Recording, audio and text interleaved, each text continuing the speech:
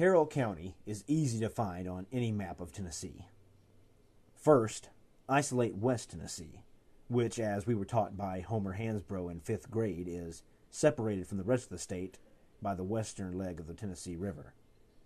Then, with your index finger, locate a spot that appears to be the exact center of West Tennessee. Chances are your finger is now on Carroll County. The eastern half of that county, though far from being a metropolis, was nonetheless densely populated enough to support 4 school districts. The children who lived throughout the entire western half were serviced by one, the West Carroll Special School District.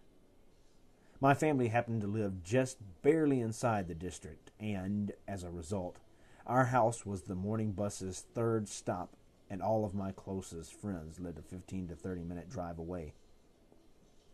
Money and resources were both in short supply there, and our high school was located in the building that had once been the segregated colored school in Atwood. One side of the school was slowly sinking into the ground, and another area had mold that reoccurred every spring and sent several students home with respiratory problems. Space, a final frontier. These are the voyages of the Starship Enterprise. While hurrying down the hall one day, trying to beat the bell, I heard a sudden commotion of loud voices and moving bodies behind me. It was not out of the ordinary for those in my designated social class to get knocked down and trampled when the corridors would succumb to mob mentality. So I gave a quick glance over my shoulder in order to assess my safety. Stephen, one of the tallest students in the entire school, was tromping down the center of the hall, his fists tensely clenched, his jaw severely set, and his gaze focused directly forward.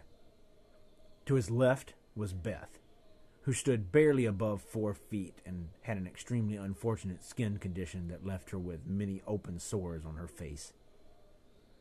Beth was a preacher's daughter, who I had never heard utter one swear word, but now, as she kept pace with Stephen, her small voice let loose every derogatory name at him. A crowd had gathered around them, some encouraging the argument and others begging for them to stop. At the very moment that I turned my head, Stephen had apparently heard enough. He turned toward Beth, drew back a tightened fist, and slammed his knuckles down into her face with enough force to send her tiny frame flying for about 3 feet, until she hit the concrete wall with a thud and dropped to the floor.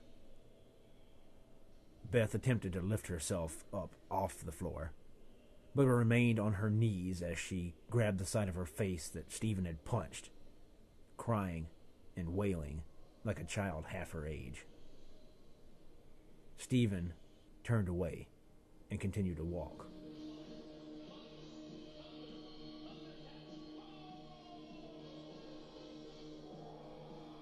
I ruined 2 Christmas breaks while I attended West Carroll High School. The first was because I was bored.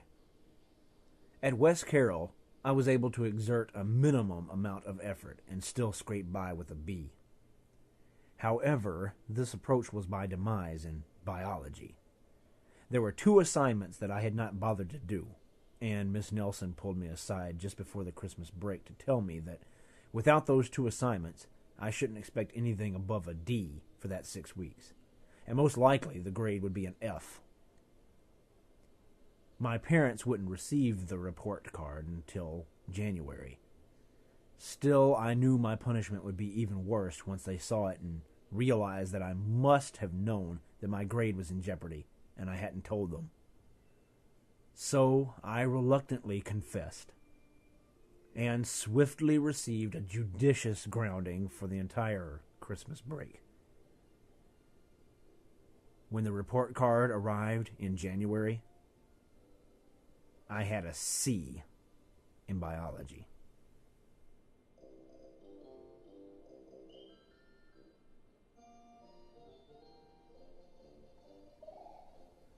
The second Christmas break I ruined was because of a car wreck.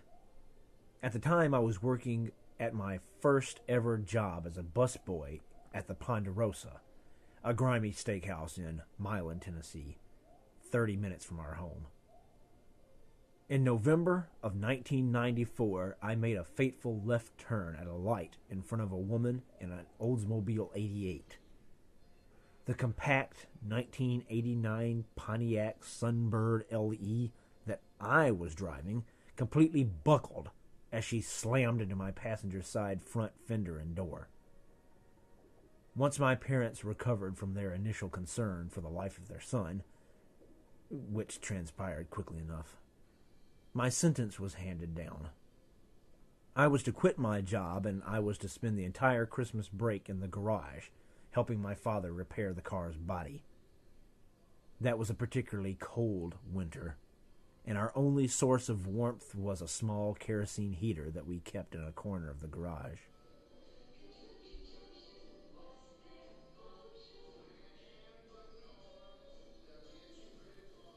My father and I have considerably different accounts of that winter in the garage. I remember being worked to death, and he remembers me mostly being in the way.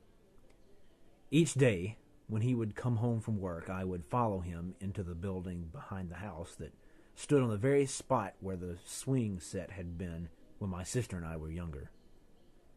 We would work together through arguments, frustrations, and occasional laughter, until our numb fingers and noses forced us to huddle around the heater again. To this day, when I smell kerosene fumes on a chilly day, I am no longer living in the present. I am inside that garage with the man that I wanted so much to both emulate and declare my freedom from, wishing that I could be at a friend's house.